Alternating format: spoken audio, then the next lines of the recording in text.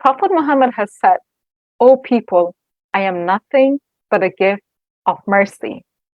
At this moment, I would like to invite Brother Muhammad Shaddu, who will talk about the pillar of mercy in Islam.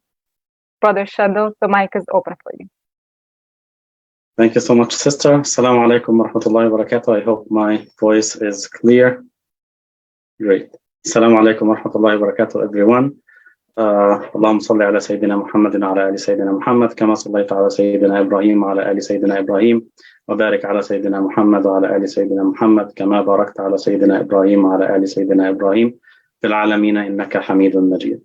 So thank you so much, Sister Ruqayya. So I'm gonna be talking about the pillar of mercy, and I would like to start by one Quranic verse and one hadith, which Sister just mentioned. So the Quranic verse, which I'm sure everyone knows, أعوذ بالله من الشيطان الرجيم وما أرسلناك إلا رحمة للعالمين. We have sent you but as a mercy to the world. And then the hadith, which also confirms the same meaning, يا أيها الناس إنما أنا رحمة مهدى. O people, I am nothing but a gift of mercy. So a few things we notice about the Quranic verse and the hadith, which confirm the same meaning. So the Quran, the verse says, Rahmatan lil alamin, a mercy to the world. So it's not restricted to Muslims, to believers, to any specific ethnicity or any specific group of people. It's really a mercy to the world. And when the Prophet ﷺ also mentions the hadith, he starts with, O people, because as we know, sometimes the Prophet, he would say, O believers, O Muslims, but in this specific hadith where he says, I am nothing but a gift of mercy, he says, O people, which indicates that really he's addressing all people, which means his mercy, his gift of mercy is not really limited to Muslims or believers or any group of people, really from the beginning of time to the end. So this meaning, has a very important message that I think we would like to take away from today's event, inshallah. But before, I'm going to come back to the verse and the hadith towards the end. But before that, let's just go through a quick overview of the highlights of mercy of the Prophet ﷺ throughout his life. So before he became a messenger. So obviously the character of the Prophet has been consistent throughout all of his life. He wasn't, a specific character before he became a messenger, and then he became a messenger, and then his character changed. No, he was a mercy throughout all of his life. So one impressive story that I always remember before he became a messenger that really illustrates how the character of mercy that he had is the story of Zayd. So Zayd, and I think Brother Faisal kind of hinted or kind of spoke about the story a little bit. So Zayd was a captive of war, and as the habit during these times was, he was taken away from his family, he was sold, and then al-Mu'mineen Sayyidah Khadija, she bought him and she gave him to the Prophet as a servant. However, and Zayd at that time, he wasn't too young. He was actually old enough to remember his family, his tribe and everything. And of course, back then there was no cell phones, no communication. So he really didn't know where his family was. So the Prophet took him in, he lived with him for a few years, and then something miraculous happened. His father and his uncle have been, because he came from actually a good, rich family, a well-off family. His father and his uncle have been really looking throughout the entire Arabia for their son, of course, who would let their son get lost without looking for him, just normal thing to do. So they really kept looking for him until they finally found him. He was in Mecca with a man called Muhammad. So they went to Mecca and then they asked for him. Of course, people knew who they were talking about. And then the news reached the Prophet ﷺ. So at this time when the Prophet knew, the only thing he was concerned about, he took Zayd to his brother, to his father and his uncle. And of course, he recognized them. So the only thing the Prophet was worried about was, he asked them, do you know these people? So Zayd said, of course, this is my father and my uncle. So the Prophet wanted to make sure, he really knows these people. Then he said, you're free. No money back. You found your family, then you just go back to them. So that's obviously a sign of mercy. But what happened next is really a more impressive sign of mercy. So Zayd actually refused to go back to his family.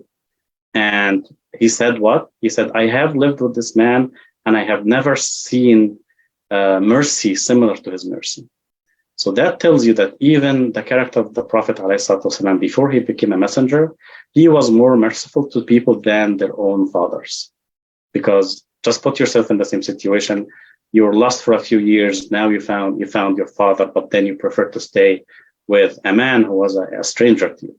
So that's a strong, indication of really how merciful the Prophet ﷺ personality was. So that's before he became a messenger. Then let's move forward a little bit when he got the first revelation. And he became very anxious. He didn't know if he was going crazy. He went to Khadija. And then he told her, I saw this. I'm seeing visions. What's going on with me? Right? He wasn't even sure that he was a messenger at this point. So Sayyidah Khadija comforted him and told him a few things about his qualities. And she mentioned a few things, but some of the things that she mentioned, so I'm going to just, a few things, but then you're truthful, تحمل الكلة وتكسب المعدومة وتقري الضعيف وتعين على نوائب الحق. So she mentioned some of the qualities that he showed throughout his life before he became a messenger. So she told him, Allah will never disappoint you. Why? You're a truthful man, but not only that. The weak, you support the weak. If someone doesn't have anything, you help them.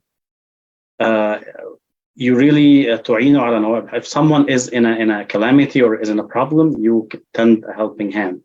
So his character was that he's a person just, as a merchant, as a father, people knew him for these qualities. And obviously these qualities don't come from a person who lacks mercy. These are all qualities of mercy there, because when you see someone weak and you want to help them, what is the motive that pushes you to help someone? It's really mercy, because you feel for them. So that's how he was, alayhi salatu. Then a few years forward, maybe.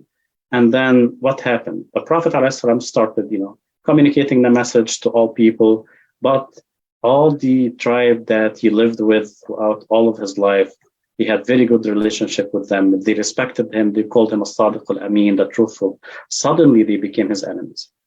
And they rejected him. And not only that, they were very harsh to him. They were sometimes even torturing the people that followed him.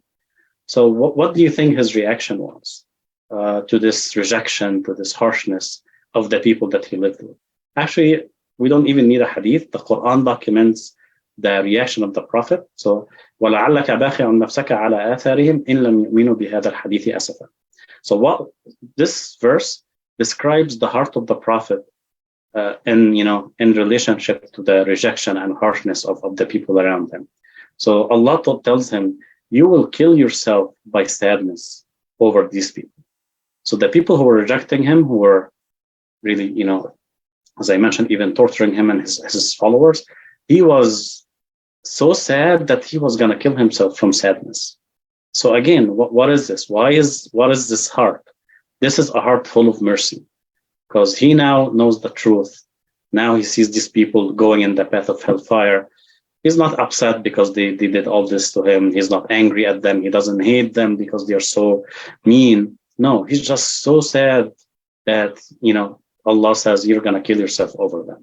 So that's, again, a sign of mercy that the Quran documented for us.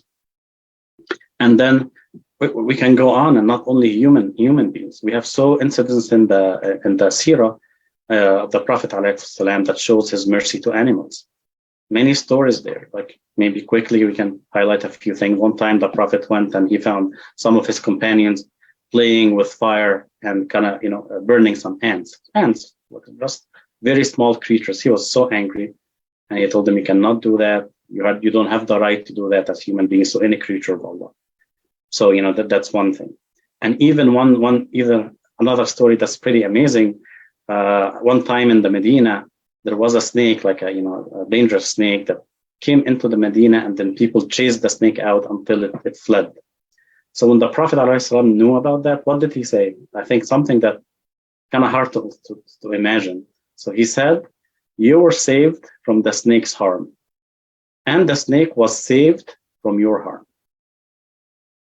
So the Prophet ﷺ was happy that, okay, no one got hurt. They chased it out. They didn't kill it.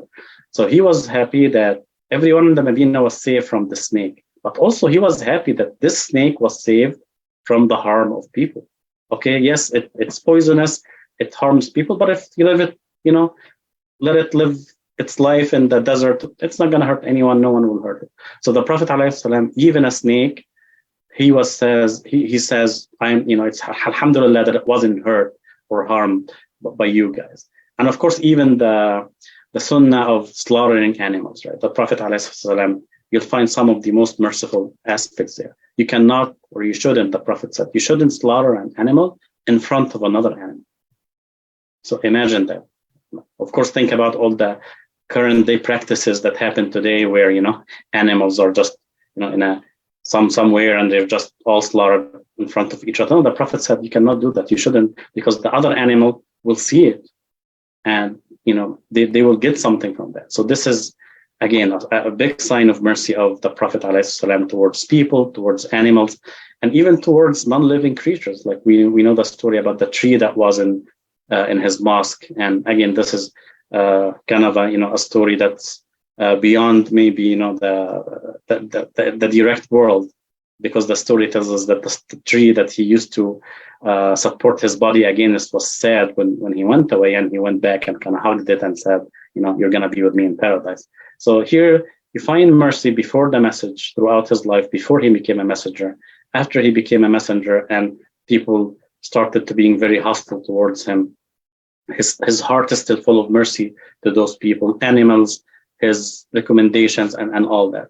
And really, I can go on, so I'm not going to continue, telling stories, because we can go back to the seerah of the Prophet ﷺ to find hundreds of incidents about his mercy. One thing here I want to stop, I want to stop at a little bit, which might not be directly related here. But one thing that sometimes, a question that might come to mind, some people, especially the people who are hostile to the Prophet, the Islamophobes, and so on, sometimes they extract very weird stories from the ancient books that show the Prophet, ﷺ, as a mean person, that he did that and he did. Of course, and as we know, there is, we know there are authentic hadith, there are non-authentic hadith, and so on. But some Muslims might get confused. How come the Prophet did that? Something that sounds a little bit, not nice and not merciful. Where is the mercy of the Prophet? So one thing I want to quickly answer this question, because one of the things that really made sense that I read, I don't remember who wrote it, but we have to think of, when looking at any historic figure, there is something called things that are out of character. Meaning, when you read the history of the Prophet ﷺ, 1,000 incidents of the Prophet ﷺ that show his character. When you read something that doesn't make sense, that doesn't fit with the character of mercy, you can immediately and easily reject it, because it is out of character. And we can even apply the same rule to people that you know in your daily life, right? Let's say you have a teacher or a father or a friend, and you know them, you have seen them 100 times do things a specific way. And then someone comes to you and says, you know what, I saw this person do like a very ugly thing. And you have seen them in action hundreds of times. You can immediately tell, no, this doesn't really sound like this person, right? I've seen them in action many times. This is out of character. So I think just to put us, at comfort, at ease, when we read such stories in the seerah, not even in the seerah, in some of the books, they exist. I mean, we cannot deny it.